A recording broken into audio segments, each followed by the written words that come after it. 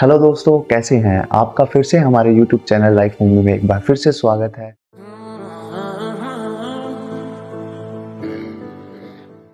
आज इस वीडियो में आपको बताने वाला हूं एक ऐसे रहस्य के बारे में जिसके बारे में आपने कभी ना कभी जरूर सुना होगा। इस धरती पर मौजूद एक ऐसा पर्वत जो आज भी भगवान शिव के होने का एहसास दिलाता है। एक ऐसी अभिन्न कलाकृति जो हमें आज भी मजबूर कर देती है इस बात पर विश्वास करने के लिए कि आज भी इस धरती पर अलौकिक शक्तियां मौजूद हैं। आज की इस वीडियो में हम कैलाश पर्वत के रहस्य को उजागर करने की कोशिश करेंगे। हम जानेंगे कि आखिर कैलाश पर्वत पर चढ़ने की मनाही क्यों है।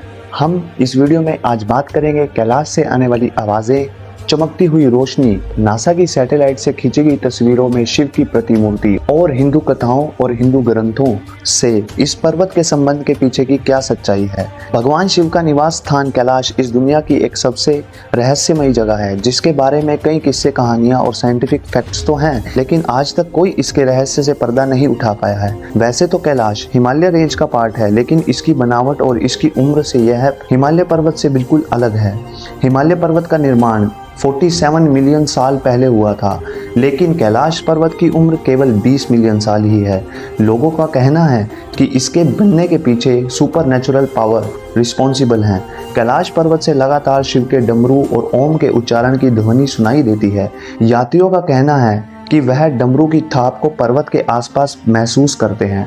कई बार कैलाश में सुबह के समय चमकती हुई रोशनी दिखाई देती है। हिंदू कथाओं के अनुसार जब सभी देवी देवता ब्रह्म मुहूर्त में भगवान शिव के दर्शन करने के लिए कैलाश पर आते हैं तब यह रोशनी दिखाई पड़ती है, पर साइंटिस्ट ऐसा मानते हैं कि यह अर्थ मैग्नेटिक फील्ड के कारण होता है। कैलाश पर्वत की बनावट एक पिरामिड की तरह है।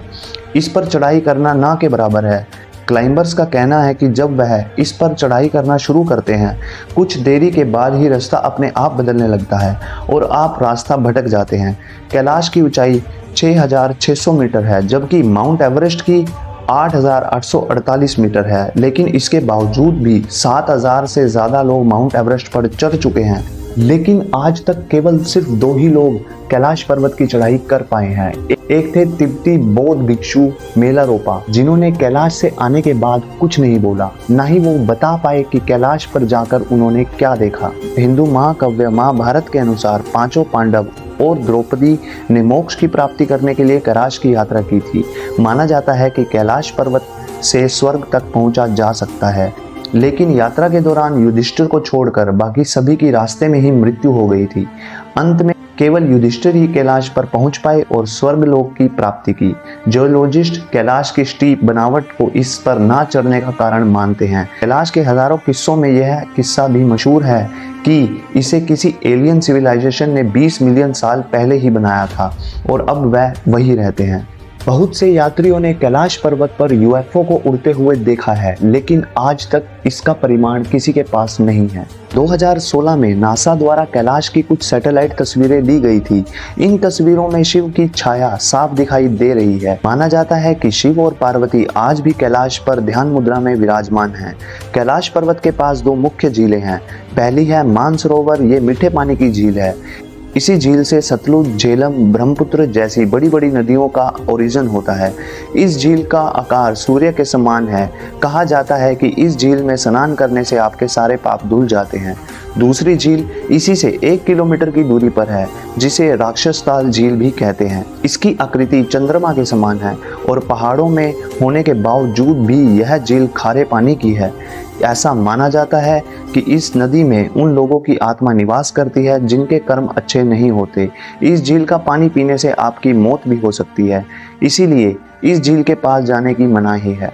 हिंदू पौराणिक कथाओं के अनुसार इस झील का निर्माण रावण के रक्त से हुआ था। एक बार रावण भगवान शिव से वरदान लेने के लिए उनकी घोर तपस्या कर रहे थे, लेकिन इतनी तपस्या के बाद भी भगवान शिव प्रसन्न नहीं हुए। तो रावण ने अपनी इच्छा पूरी करने के लिए अपने 10 सिर काटना एक एक करके शुरू कर दिया। तो माना जाता है कि तभी भगवान शिव ने रावण की तपस्या स्वीकार की और उन्हें आशीर्वाद दिया, और जो रक्त उनके सिर कटने से बहा था उसी से इस राक्षस ताल झील का निर्माण हुआ। कैलाश का हिंदू, बौद्ध और जैन धर्म तीनों से ही गहरा संबंध है। कैलाश की वास्तविक स्थिति का वर्णन रामायण में भी किया गया है। कैलाश पर होने वाली कुछ ऐसी विचित्र घटनाओं के कारण ही 2001 में चाइनीज गवर्नमेंट ने इसकी चढ़ाई करने पर बैन लगा दिया। अद्भुत चमत्कारों और रहस्यों से भरा हुआ यह पर्वत आज भी अनसुलझा प्रश्न बना हुआ है, जिसका उत्तर किसी के पास नहीं है। धरती और आकाश के बीच का ये केंद्र, ये पर्वत भगवान शिव के प्रति लोगों की आस्था और निष्ठा को और गहरा कर रहा है। इस वीडियो को देखने के लिए आप लोगों का तहे दिल से मैं धन्यवाद करता हूँ और ऐसी ही इंफॉर्मेटिव वीडियोस देखने के लिए आप मेरे चैनल को सब्सक्राइब करना मत भूलिएगा। मिलते हैं नेक्स्ट वीडियो में, तब तक के लिए धन्यवाद, गुड बाय, थैंक्स।